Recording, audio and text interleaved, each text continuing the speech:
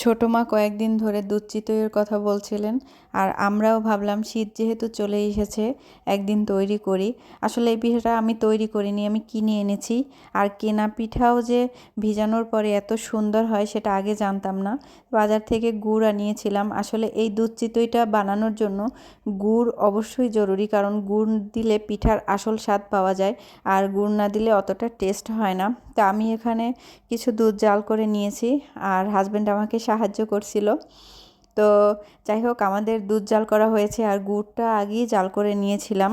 তো এখানে যারা গুড় আর দুধ দিয়ে পিঠা তৈরি করেন তাদের একটা বিশেষত্ব হচ্ছে দুইটাই ঠান্ডা করে তারপরে মিক্সড করতে হয়, নয়তো দুধটা ছানা কেটে যায়। আমরা দুধটাকে গরম করে তারপরে এর মধ্যে অল্প অল্প করে গুড় মিক্স করে নিচ্ছিলাম। আর দেখুন কতটা সুন্দরভাবে হচ্ছে, কালার চলে এসেছে।